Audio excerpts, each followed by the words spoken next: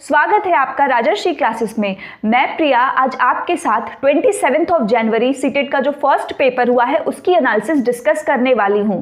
पर इसके पहले अगर आप पहली बार चैनल पर विजिट कर रहे हैं और हमारी ये एनालिसिस देख रहे हैं तो सबसे पहले आप चैनल को सब्सक्राइब कर लीजिए और बगल में बेल आइकन होगा उसको ज़रूर प्रेस कर लीजिए ताकि ऐसी ही एनालिसिस और सीटेट से जुड़ी बहुत सारी अपडेट्स और वीडियोस आप तक सबसे पहले पहुंचे। और इसके साथ ही अगर आपको एनालिसिस पसंद आए, अच्छी लगे, अगर आपके पास थोड़ा सा और टाइम है तो आप वीडियो को लाइक भी ज़रूर कर दें।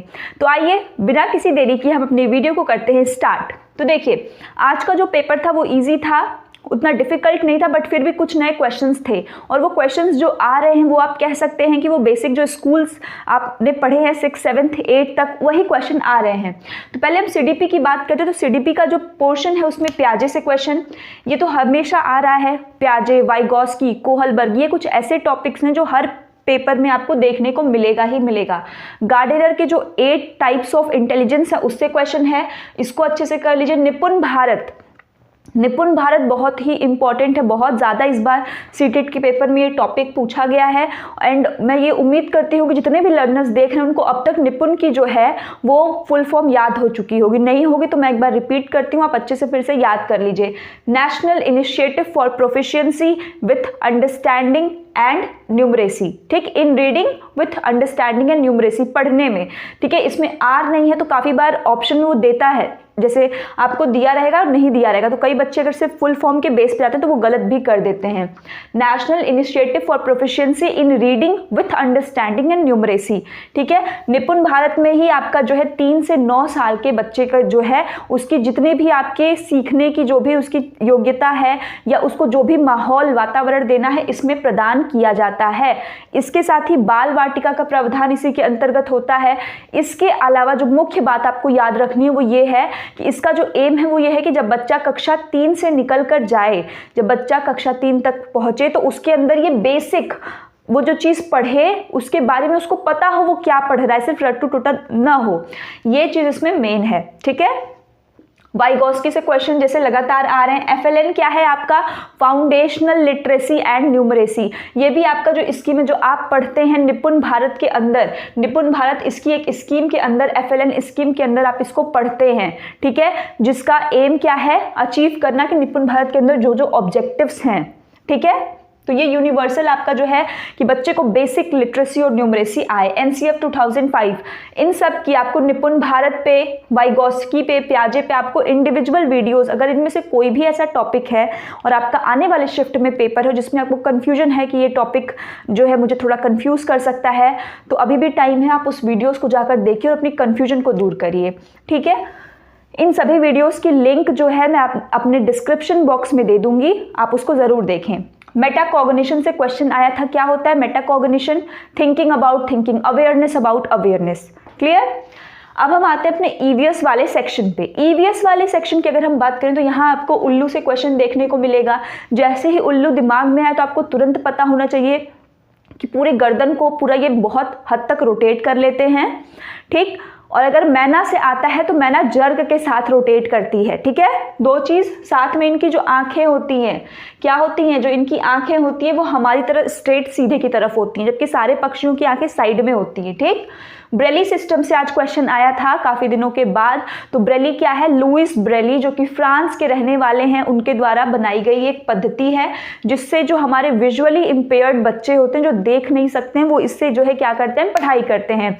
इसमें क्या होता है? 6 डॉट्स की रेज्ड डॉट्स, 6 उभरे हुए क्या होते हैं इसमें? डॉट्स होते हैं और इन डॉट्स की मदद से अलग अलग अल्फ़ाबेट्स बनाए जाते हैं। ये ऐसे भी होते हैं और साथ में ये ऐसे भी हो सकते हैं आपके, जैसे ये है 2 आपने इधर बनाया, ऐसे भी। अब इन्हीं की मदद से अलग अलग अल्फ़ाबेट्स बनाए जाते हैं और ये इन्हीं को जो है क्या करते हैं? टच करके, फील करके उससे जो है बनते हैं और पढ़ते हैं, ठीक। मैना के ऊपर जैसे क्वेश्चन मैंने आपको बताया, मैना जो है जो जर्ग के साथ अपने नेक का मूवमेंट करती है। हाथी से क्वेश्चन आया था। हाथी से जितना भी है मादा हाथी उसकी जो हेड होती है जो सबसे बड़ी होती हैं।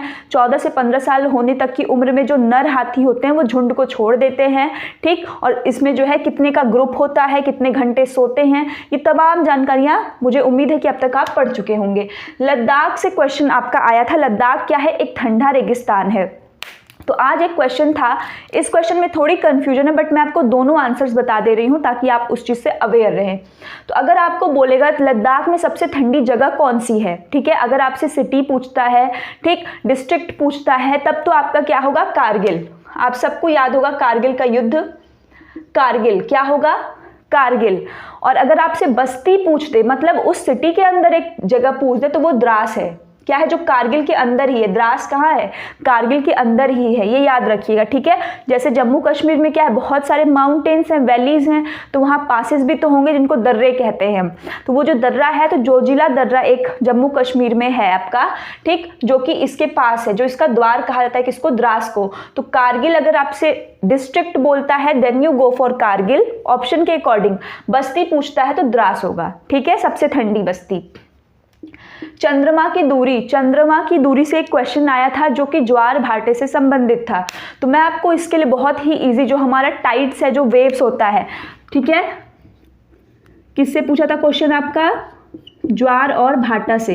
तो आपको पता है जो हाई वेव्स या लो वेव्स, लो टाइड्स होते हैं वो क्यों होते हैं। तो मैं आपको बेसिक बताती हूँ बिल्कुल, कि आपका क्वेश्चन इससे गलत बिल्कुल भी नहीं होगा। देखिए 3 चीज़ें हमारे पास हैं, एक कौन है आपके पास, सन है, सन, और कौन है, एक है आपके पास अर्थ, ठीक, और एक कौन है, अर्थ का चक्कर लगाने वाला कौन है, आपका मान लीजिए मून, ठीक, जो कि अर्थ के चारों तरफ अर्थ का चक्कर लगाता है, ठीक।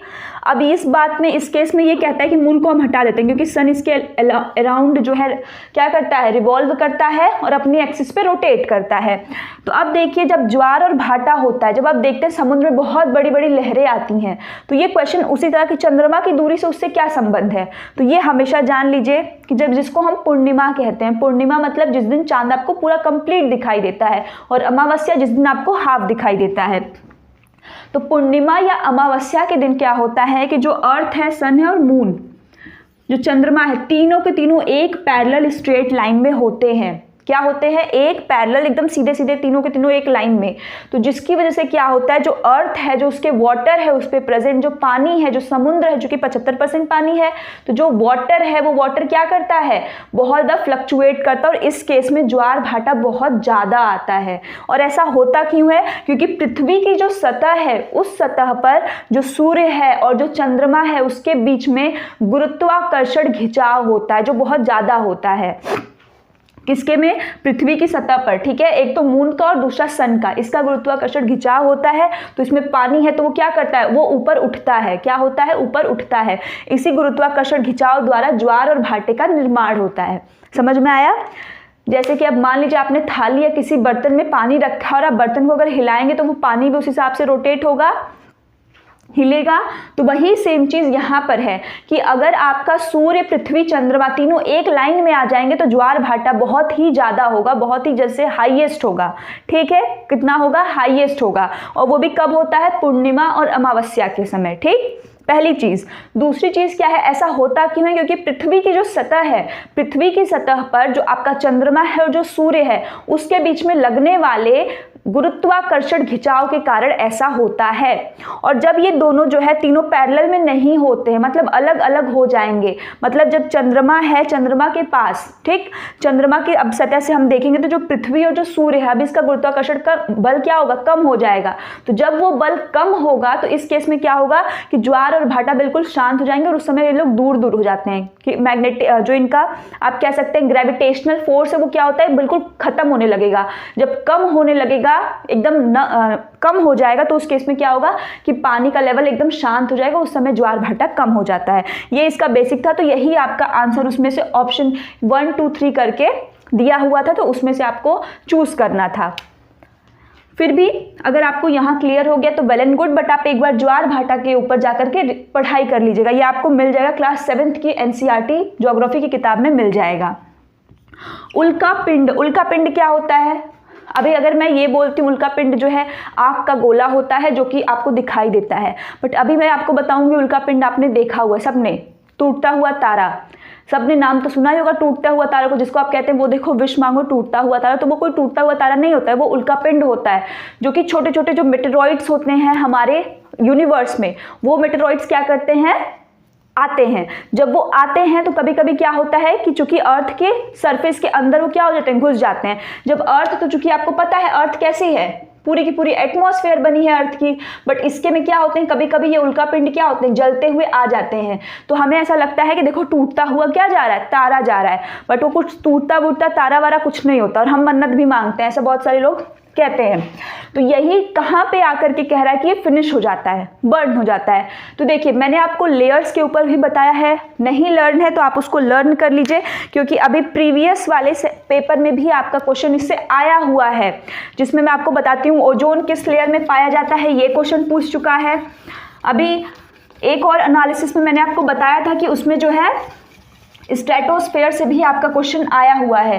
तो इसको बहुत अच्छे से जान लीजिए आपके कौन कौन सी लेयर्स होती हैं। तो 5 लेयर है, कौन कौन सी है, ट्रोपोस्फेयर है, स्ट्रेटोस्फेयर है, फिर तीसरी कौन सी होगी, मेसोस्फेयर है, चौथी कौन सी होगी, थर्मोस्फेयर, और लास्ट में हमारी क्या हो जाएगी, एक्सोस्फेयर। क्या हो जाएगा, एक्सोस्फेयर। ठीक है, ये है क्षोभ मंडल, समताप मंडल, मध्य मंडल, और ये आयनोस्फीयर भी इसको हम कहते हैं, और ये आपका बहिमंडल। क्लियर।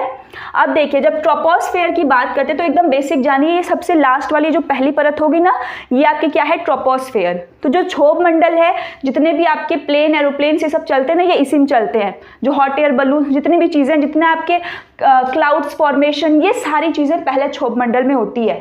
स्ट्रेटोस्फेयर मैंने आपको बताया है, ओजोन लेयर किस लेयर, उसमें लेयर में पाया जाता है एटमोस्फेयर के, तो स्ट्रेटोस्फेयर में, ये भी क्वेश्चन आया हुआ है।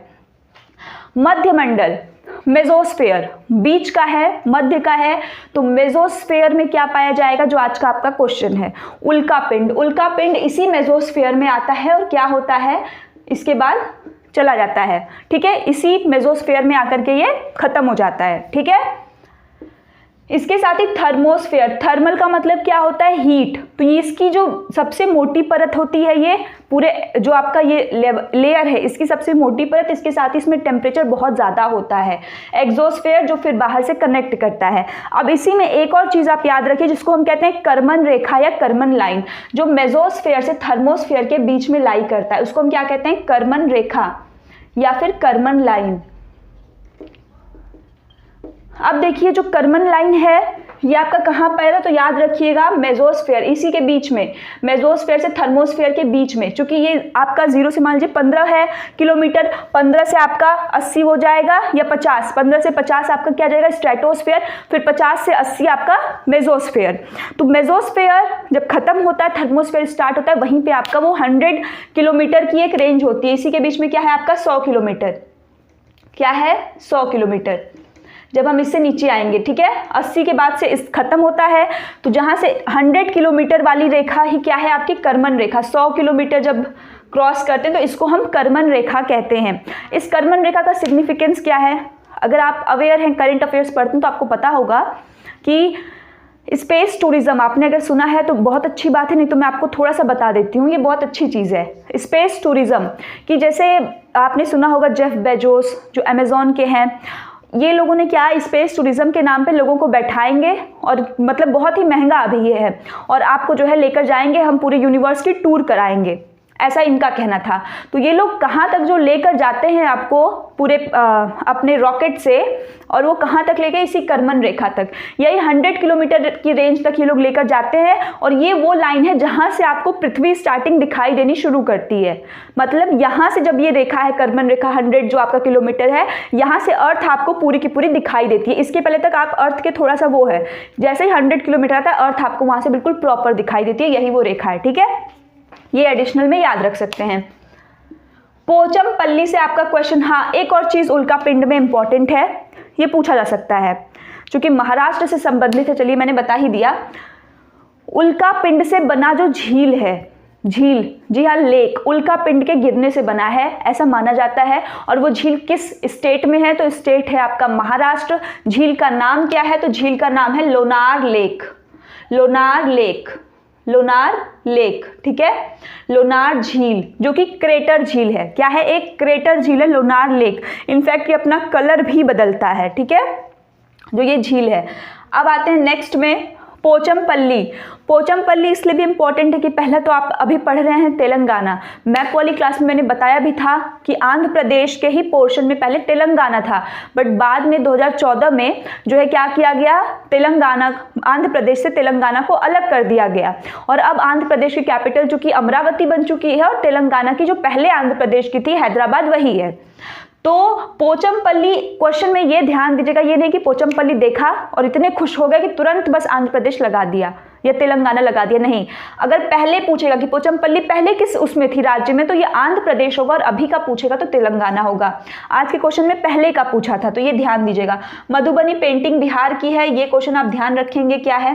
मधुमक्खी से क्वेश्चन पूछा था एजर्शन वाले में, तो मधुमक्खी आपको मैंने बताया है मेन इनका इंपॉर्टेंट यही है, ओडी अक्टूबर टू दिसंबर ये जो है इनके बेस्ट होता है। इसमें सिर्फ एक क्वीन बी होती है मधुमक्खी में, उसके साथ ही और इनके क्या कैरेक्टरिस्टिक्स हैं, कुछ मेल बीज होते हैं बट वो वर्कर नहीं होते हैं, वर्कर बीज जो है सिर्फ फीमेल होती हैं, ठीक। और अंडा कौन देता है, सिर्फ और सिर्फ जो क्वीन बी है। वुड पेकर से क्वेश्चन आया हुआ था, जो पक्षी से संबंधित सारे प्रश्न मैंने कराए हुए हैं। वुड पेकर को और किस चिड़िया के साथ आप कंपेयर कर सकते हैं, बसंत गौरी जो बारबेट है आपकी, बसंत गौरी बारबेट, जो कि स्टेम में, किसमें, तने में, जो तना है पेड़ का उसमें क्या करती है, अपने जो है वो घोंसला बनाती है। जो कठफोड़वा वो किस लिए फेमस है, कठफोड़वा वो क्या करता है, स्टेम में अपनी चोंच से, उसकी चोंच इतनी मजबूत होती है कि उससे मार के गहरा छेद करता है और उसमें फिर जो है नेस्ट बनाता है, रहता है।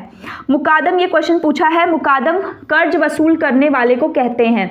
ये 1 नंबर का क्वेश्चन है, इसको याद कर लीजिए। मुकादम मतलब जो कर्ज वसूल करने वाले होते हैं, क्लियर। तो ईवीएस में कुछ डिस्कशंस ज़्यादा होते हैं क्योंकि ये जो है कुछ नए टॉपिक्स आ जाते हैं, तो बहुत ज़रूरी है कि आप उस टॉपिक को एनालिसिस में सिर्फ क्वेश्चन जानने से बेहतर है कि आप कुछ अपने साथ सीख करके लेकर जाएं, ताकि एग्जाम में अगर आपको आए तो आप कुछ भी ना करके आएँ। अगर लर्नर्स आपको वीडियो अच्छी लग रही हो तो वीडियो को लाइक ज़रूर कर दें और अधिक से अधिक लर्नर्स तक इसको शेयर ज़रूर करें।